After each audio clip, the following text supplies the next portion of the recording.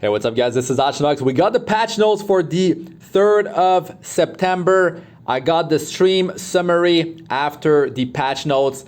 There is the survey link in the description of this video if you want to get 3 Leifs and 300,000 gold. Okay, let's go through the patch notes, man. There is a lot of exciting stuff. There is last Rider Krau, ML There's a lot of quality of life improvements that are happening in these patch notes. There will be things about what's coming up in the game in the stream summary. So stay tuned for that, guys. A lot of exciting stuff. Okay, so let's go in here real quick. Episode 3, of course, episode 3, Hymn of a Wailing Tundra. So we're gonna start it off in chapter 1 in south of Lifundos. And this is going to be the title screen of Ep.7. Very nice. AP exchange works a bit differently now. You got the trust level. So the first one you're going to be able to unlock is the equipment item level 80 helm on a health set. We'll see the substats in a second. And then I believe the Epic Catalyst, you'll be able to unlock that from the AP exchange when you complete the reputation, some I don't know, like missions, some missions in the when the second zone opens up later on. So yeah, this is how it works here. You can see a nation info. You complete these missions, and you will increase your trust level with the nation. So what else do we have? This is the look of South Lifundos. Very nice. And of course, we're going to be able to 3-star every stage, get some sky stones, get some rewards here from the quests, as well as MolaGora from 3-starring every stage in the region. So that's always very, very nice. Some gold sky stones. So what else do we have here? Here's the helm. You definitely want to get those type of pieces. When you're getting an epic item with substats like these, yeah, it's health set. The value is not as good as stuff from the other hunts, let's say, but you can't reforge this. But it starts with pure survivability increase, defense, health, and effect resistance percentage, and for speed. You can potentially roll very well these type of items, and the minimum roll is actually higher than hunt gear item level 85. If you didn't know. World Arena Endeavor season open. So I'm going to be doing some World Arena. Finally, now the season is here. And why do we see Fateless Litica here? Well, it's because we're going to be getting an epic skin for her. And yes, it's starting as soon as the patch drops, or maybe a bit later, actually. A few hours. It says Friday, actually the next day. So yeah. It doesn't say when it ends. Here it is. The skin here in a second. We will not see the epic skin. They don't show it yet. But at the end of the actually, I'll get that picture for you guys at the end of this video. I'll show you. I think that's what it is, because it looks like that's gonna be it. It's not 100% clear, like it's a bit blurry, but it will give you guys an idea of how her skin will look like. So the frames look pretty epic, very nice, of course. I mean, the Splendid Endeavor one, that's really hard to obtain. Top 100 in World Arena. Champion is much easier than the Legend one to obtain. And I got Champion on my first account and my second one. The third one, I didn't have time to climb. It was pretty time consuming. But we'll see in this season. It's very like Bruiser metas, tall comps, a lot of knights. It's quite cancerous. I like faster games, but my third account is built for bruisers. So that's the background here. What is it? Okay, it looks kind of cool. Did they show it? No, they didn't show it in full format. Maybe later on. So what else? What is this? Season improvement. The victory point deduction according to rank will be improved. The percentage of points deducted after you have played for 72 hours following the last ranking will be adjusted as shown below. The victory point deduction target has been changed from master to gold. Okay, so that is good. Yeah. Okay, the 2 new exclusive equipment, I'll review them in the stream summary because there's a picture that neatly shows the stuff. But yo, I'm hyped for the one for Cecilia. Rin, I don't really use her, but it's okay. It's okay. I'll show you guys that in a few minutes here. So of course, buy them with 40 Wisdom's Gaze, and Vivian and Dignus Orb drop rate up. I don't have Vivian, so there's my chance to actually get her. I don't know which account I'll pull her on. We'll see, we'll see. I'm not 100% sure if I'm going to be pulling for Vivian, but yeah, there's a hero, a banner that's coming. I'll show you guys later. I'll be pulling for that hero. Carrick, yeah, I have him on account number 3. I can definitely do another showcase for this hero now with his exclusive equipment, of course. Bold promotion update. Man, I'll have some nice pictures from during the stream to show you guys. This is gonna save time, and I love this. When you can save time, when I play 4 accounts, man, you want to save time. I know how annoying it's been to promote, you know, all the 2 stars to 3 stars, the 3 to 4, the 4 to 5. Like, now this will make things so much better, so much easier, and it's just like put them in there, you press that promote button, and you're done, man. You are done.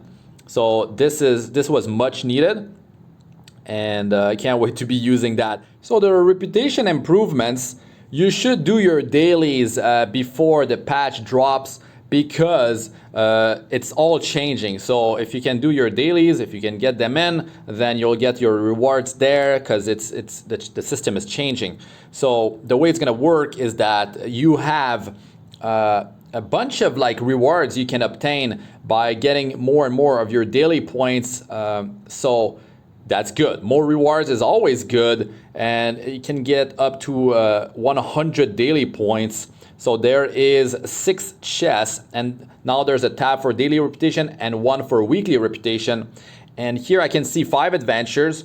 That's like before, 1 spirit altar. Here I can see 3 arena battles. It used to be 5, so I don't know about the rest of the daily quest, but from what I heard during the stream, I feel like it's gonna be less things that we actually have to do on a daily basis, which is actually very good, and we're getting more rewards, so win-win there. And it says here, before number of achievements that can be completed will be increased. Number of achievements that can be completed will be, well, okay, I guess it says that twice. Before, for daily, it was 8, and weekly 4. Now it's going to be 10 daily achievements, and there's 9 weekly ones. So more rewards. Very cool, very cool. And I mean, I love these things, man. Everything, like save time, get more rewards. It's like I said, it's a win-win, really. And I'm not going to go too deep into this stuff here, but I think it's going to be way more clear when we actually see it after the update, and I'll cover that in a separate video. But I'm definitely excited about all these changes that will be happening in the game. You know, super hyped about all that stuff. The artifact inventory improvements, wow. It's like I've been needing space for so long, even putting a bunch of gear on my father's. It's just like, it was tedious to manage all that. When you are in late game and you're not doing adventures too much, and like you're grinding, I mean, I can't grind hunts too much. I mean, my sky stones, my energy just gets depleted so quick.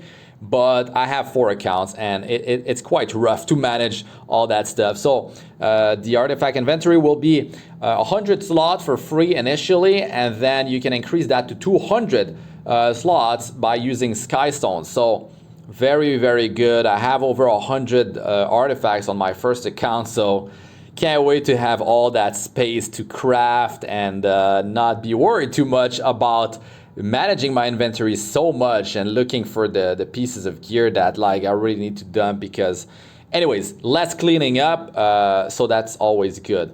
And I mean, that's oh, the filtering. I think there's yes, there is filtering for the artifacts as well per class. So that will save time when you're looking for specific ones. Love it, love it. Very cool, very, very cool. And this new event artifact is better than the old one. This doesn't stack with the old, I think it was the 1-year anniversary one, 10% experience for the hero that carries it. This is much better. This, you can put that on any hero in the team and it will boost the experience of every hero in the team. I mean, hero or monster fodder, whatever, 15% XP increase. Very, very cool. Oh, and there's also, I was hearing during the stream, something about, actually it's in one of the pictures I'll be showing after the patch notes. You can get a, I believe it's a gold buff of 10% gold increase after completing your dailies for 1 hour or something like that. Yo, that is perfect. More gold, yes please. And you have that after doing your daily, so you can grind a few of your hunts because you have some leftover energy maybe from the web events and stuff like that. Or you, I mean, you're, of course, the energy you can buy using conquest point, friendship points, now energy from the guild as well. I mean, that's perfect. Having more gold and doing a small session of hunts, very nice. What else do we have? The new pet added. This pet is part of a pack in the shop. There's no price yet, but there's going to be a picture that I'm going to be sharing with you guys from the stream. It's to support schools in South Asia. So yes, very nice. And other improvements and adjustments. I don't really want to go over this stuff here, but there's some tooltip that are getting updated. Nothing, an issue that caused a butterfly effect to be displayed when a 5-star hero brawler, which his area is in the lobby, will be fixed. Okay. So maybe it's just like description updates, something like that. So what else do we have beside that? I think that's pretty much it. If I missed something like huge, let us know in the comment section, guys. Let's move on to the stream summary. Man, I'm really excited about this stuff. And also the 2 exclusive equipments. I mean, Cecilia and Rin, the upcoming, you know, heroes that are coming in Ep.3, ML Krau, last Rider Krau. Let's look at it together. Okay, stream summary. So side story, A New Beginning. This is currently in the game. Definitely do it up. I mean, it's not hard. I roll for the one that have to consume energy and clear hunt stages. Those are like just part of my daily routine anyways. So look for the ones that you like and definitely get that necklace and ring. It could roll very well. MolaGora, Gold Transmit Stone, always very nice. Iziran Foundation Day check-in event. Oh boy, so there's that destruction set on day number 3. I'll show you guys the stats in a second. All this stuff is very nice. Good luck with the 5-star hero. Hopefully you get a hero that you don't have, maybe a most wanted, maybe a duplicate for one that you use frequently for memory imprint, or maybe for memory imprint of the Moonlight version of that hero. Okay. So there is the destruction set, and to be honest, like these subsets, they're very good. When I see this, like on my 4th account, I use destruction on my cigarette, you know, the item level 55 gear on my cigarette. Maybe not the whole set, but I mean, that's for Wyvern 13. And I see, you know, effectiveness here, crit damage and effectiveness. I use the crit chance buff from Furious, so I don't need crit chance that much. But yo, that's really sweet right there. I don't really care for the health, but maybe for survivability increase for wave 1. That's all nice, man. You don't have to use that for Wyvern, but maybe it rolls really well for PvP. So really excited about these pieces of gear. I hope I get lucky. I hope you guys get lucky with your rolls. World Arena Endeavor season, the frames here that we saw during the patch notes, but it's way more like clear, and man, they look epic. They definitely look epic, and yeah, can't wait to do some World Arena now that the season actually is going to start, not the preseason. So, and there will be the legendary skin they're saying here will be announced at a later time, but part of the patch note had Faithless Litica there, so yeah, it's just that we don't actually know what her skin looks like. So let me actually show you what it will look like. I mean, it's a bit blurry, but it will give you guys an idea, because I feel like that's it. That's the skin right there. So this was part of the episode 3 video on the YouTube channel of Epic, the official Ep.3 YouTube channel in English. And we had these were part of the video near the end. Another world, the runway fighters, right? And like, I feel like this is the skin of Faithless Litica. So we can see it here. It is blurry, but I feel like this could be it. I was thinking that it was going to be a skin for maybe Luluka, but I mean, the hair color, like it feels like Faithless Litica. She doesn't have all like that thick armor, but that could definitely be it. Definitely could be it.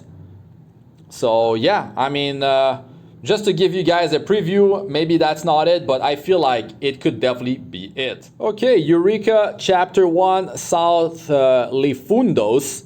So we have a preview of, yeah, I mean, looks nice, right? And I mean, a bunch of rewards. Can't wait to see what happens with the story. You have to clear Twisted Core 1010 of episode 2, so work on that if you still haven't. AP Exchange and Trust, I talked about this before during the patch notes, so you got to build that trust, and then you'll be able to buy that item level 80 health helm, and the Epic Catalyst might have to wait for the second region to open up though.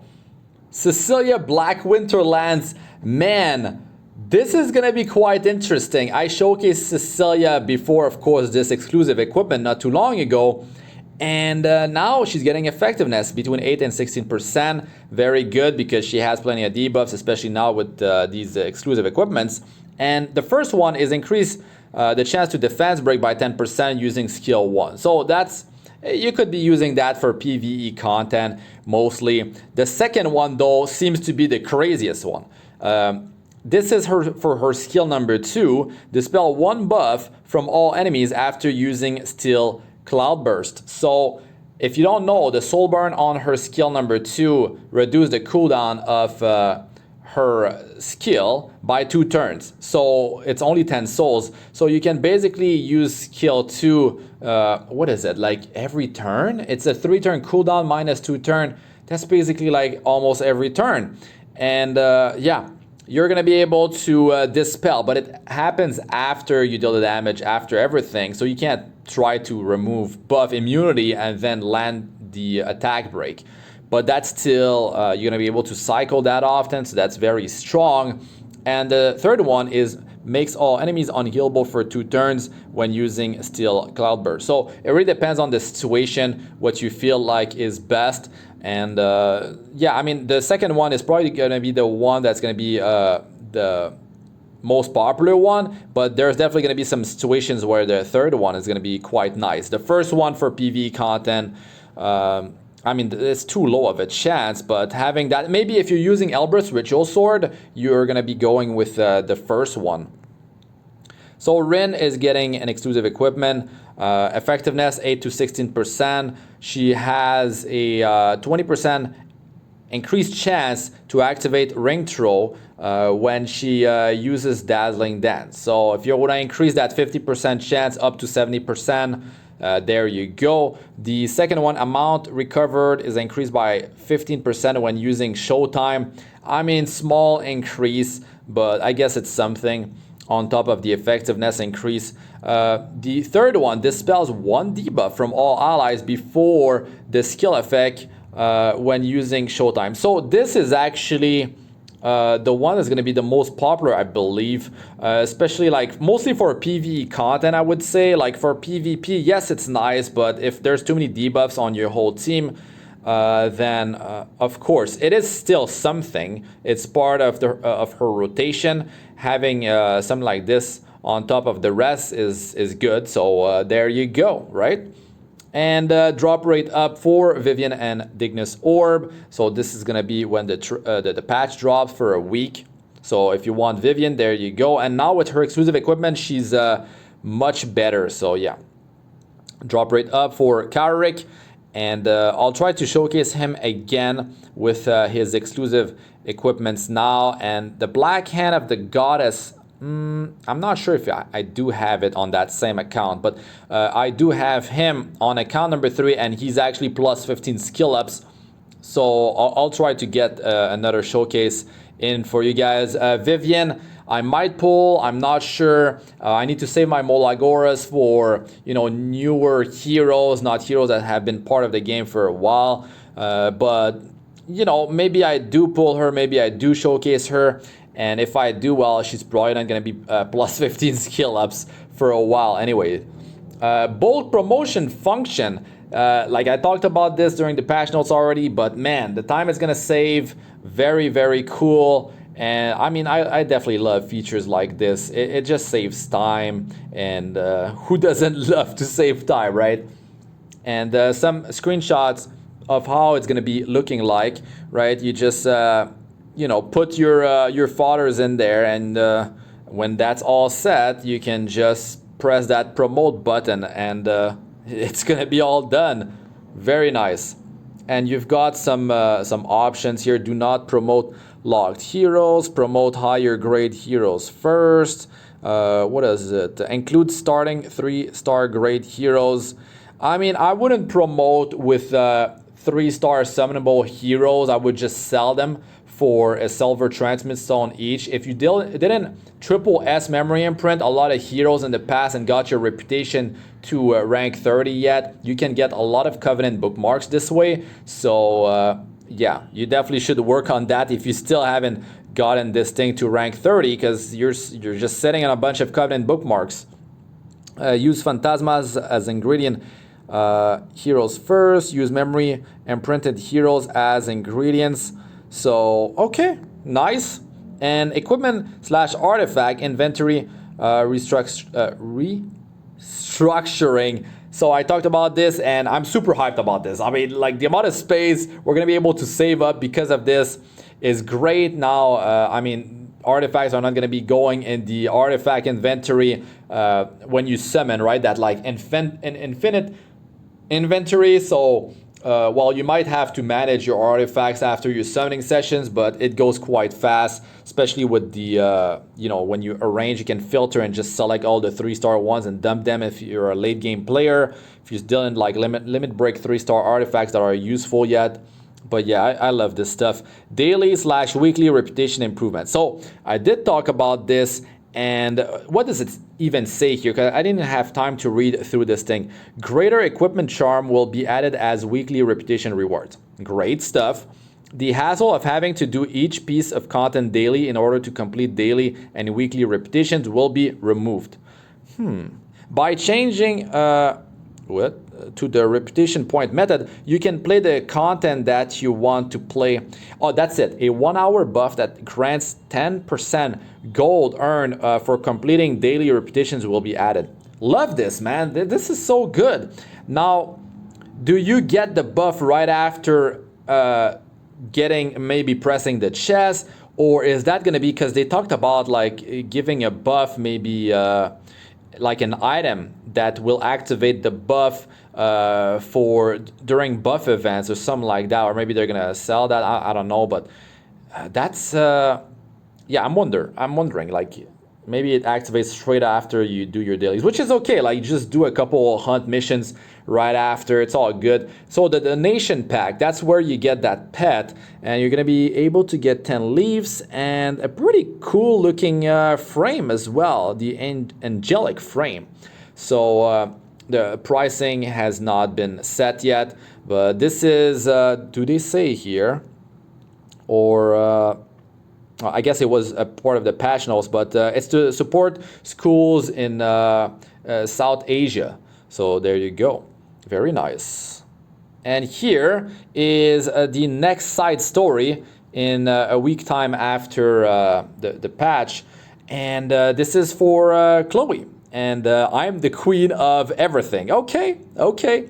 If you say so. In search of Schneel, Chloe heads to southern Ritania to collect proof that she's the queen of Lifundos. However, after she ends up lost in Solayu, her path to becoming a queen quickly becomes bumpier than she expected. So, catalyst here to probably promote the same star sign as Chloe, and Chloe herself, of course, will be part of that because there is Chloe drop rate up here. And this artifact, a little queen's huge crown, that's a brand new one, and look at what it does here. This is a 1 week drop rate up for Chloe. So here's the artifact, right? You've got increased damage if the enemy is granted a barrier when the caster attacks with a single target attack.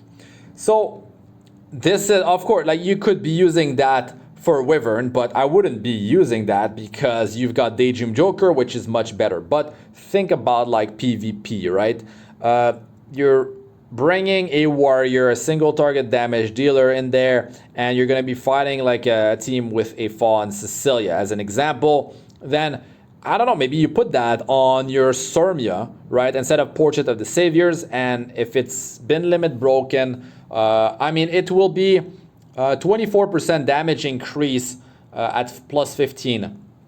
So yeah, it is better than Portrait because there's no like, you know, under 50% health, you don't actually get the damage increase of Portrait, but you need to have a barrier on whoever you're going to be attacking with a single target attack. So it is pretty demanding, but it will deliver more damage if you meet that condition. So yeah, that's something to potentially help you in PvP, but it's not a limited artifact, and I wouldn't be summoning purely for this artifact, to be honest. And we got drop rate up for Charon, and Charon is a hero I still don't have across my 4 accounts, and I'm probably going to be summoning for him on account number 1, which is my account with the highest speed and the highest offensive stats. So Charon would be a great addition on that account, and there's a new artifact called Shepherd of the Hollow. Let's look at it together. So Shepherd of the Hollow, this thing is an exclusive artifact for Teeps, of course. Increase evasion by 20% at full limit break at plus 30 enhance. Damage dealt increases by 20% if the caster's health is below 25% when attacking. Wow, this is like really dangerous because you've got the power of Moonlight Dreamblade, and this damage increase stacks with an attack buff or greater attack buff as well. So Elia's Knife is the most popular one that I'm seeing on Charon. So this is boosting his survivability, and then when his health drops to 20% or lower, 25%, sorry, he gets that damage boost on top of that. So very powerful artifact. It's not limited. I wouldn't chase for it. I'm gonna be summoning for him. I hope I do get 1 copy so I can test it out for you guys and showcase Charon. Don't know if I'm ready to spend the MolaGora on him because there might be ML Cigarette coming after ML Krau. Not after, it's gonna be a Nat 5 Moonlight that's part of the game already, but after that it might be ML Cigarette, so she might be more of a hero that I would be going for. I don't even have Mystic Metals, what am I even saying? But yeah, maybe there's a hero that gets released, RGB hero that I would like for offensive play on account number 1. But this looks like a really solid artifact, and it's just that condition. You need to have 25% health or lower, but I mean, he has invincibility when he drops at 1 HP. So you can definitely deal a ton of damage with that. So last Rider Krau, baby, let's go. So this is part of his skill 3 animation. I'm getting some strong Tron vibes, man, with this whole hero. It just like, I mean, it feels a lot like Tron to me. So he's on his motorcycle, and I mean, yeah, he looks like a badass. And just some pictures before I get to his stats and his skills. Man, like this hero, look at that, man. He's charging in with the motorcycle, and there's even the lines behind, like Trod, like sort of like, oh man. Okay, well, I'll be pulling for last Rider Krau on my third account on the Europe server. That's the account where I try to get all my bruisers on, because that's the gameplay of that account. I do have, Faithless Lydica, Arbiter Vildred. I lucked out on those heroes. But yeah, here we go, man. Last Rider Krau. So he's a light knight, and he's got critical hit chance for the team too. Man, I definitely love his design. Very, very nice. And that's the sketch, or, well, this it looks pretty professional, right? That's his motorcycle, right? And you got here, right? This is Sigrid, ML Sigrid. That's what it feels like. So that's what I'm saying. She could be the next ML5. So yeah, I don't know what it's gonna be, what her kit will be, but it's definitely gonna be for offense. And here we go. Here, last Rider Krau, ML Krau. That is his stats. Speed is on the lower side, but that defense is insane. The health is very high as well, and he's got effect resistance 18%. So yeah, I mean, stacking health, stacking speed, and effect resistance are definitely stats you want to aim for. Effect resistance might have to hold off. You want to stack health first, then speed, and finally, when you are in late game with crazy gear, you might stack that effect resistance to like 200% plus, going toward 300%, sort of like in really late game, if you're like crazy about World Arena and stuff like that. So the imprint, crit chance 17.4% for back and bottom position. That is quite insane in terms of stats to help your your offensive heroes.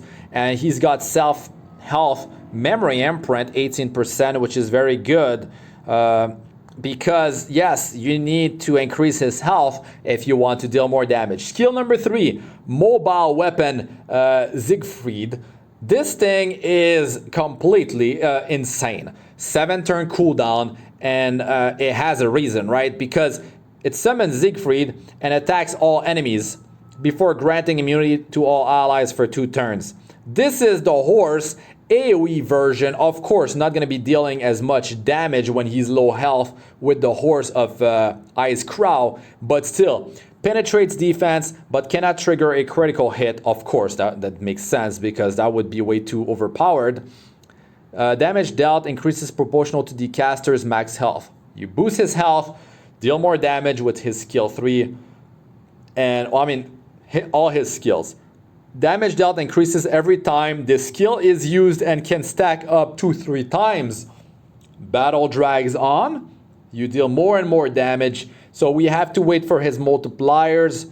I'll probably do a video tomorrow covering that.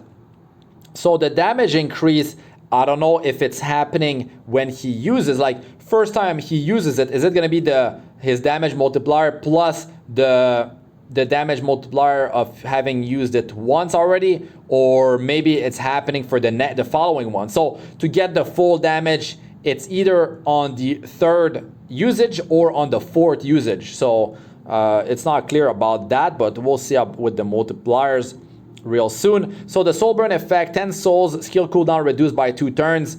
So, okay, yeah, I mean, you can get 5 turns on that, and his passive actually works on lowering that. So this doesn't account for the skill enhancement. So it's actually a 6-turn cooldown. With the soul burn, it drops down to 4.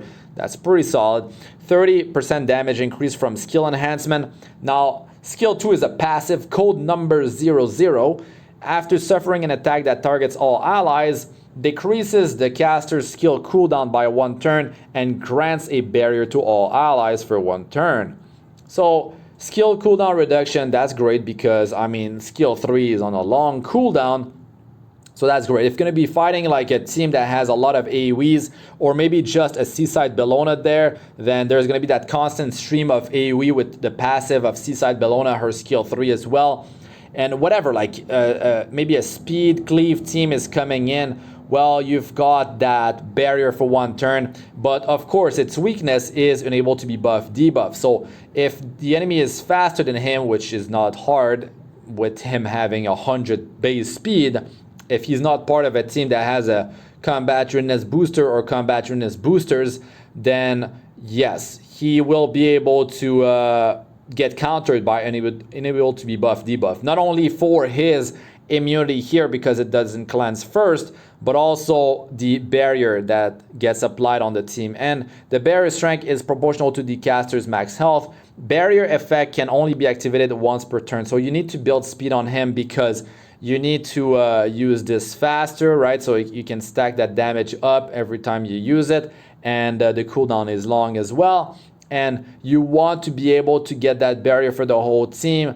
So you need to kind of like follow the enemy team so you can get this passive up again, so you can keep on applying those team-wide barriers for 1 turn. So the barrier strength does get increased by 50% from the skill up. So this is insane, the skill ups on this thing. You definitely want to work toward that. And here it is in action. His skill number 3. Here's the damage with him on 26,520 HP. So the damage is respectable, right? It's not overpowered, but still it penetrates defense.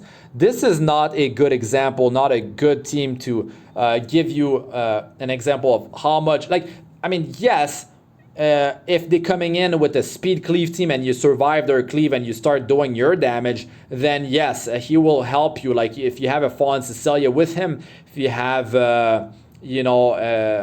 Alencia, like heroes that deal damage based on max health that are very tanky bruisers, then like just 2 bruisers dealing damage, like ML Krau plus Fallen Cecilia bruiser setup could potentially take out a cleave team. Just that alone. Ambitious Tywin, just Fallen Cecilia with Alencia with the riot gear, they can take out a full cleave team just with their skill 3. So he's gonna be, you can use him for that, but you can also, like with the skill 3, it stacks up the damage. So in a long battle against another team that is running knights and running like a bruiser setup, like they're trying to turtle with like some healers, you've got the berserk stacking, the frenzy, in World Arena, and then you've got that multiplier getting increased of skill number 3. And if you're fighting heroes that have high defense, you're penetrating their defense. So that's what's up. Like if they're aiming for high defense and you bring him in there, you are penetrating all that defense. Maybe their health is not that high, but they're losing a lot of value when you bring this hero in. And the damage is gonna be going up, plus the the frenzy as well. So the multiplier on this, it's hard to say. I don't know if he has skill ups already. He probably does. So this is the first time he uses it because the battle just started, right? So we'll have to wait and see what the multiplier is like when that gets data mined. So here is skill number 1, punishment. This thing is interesting because you're getting speed buff for 1 turn, and speed buff is a 30% speed increase.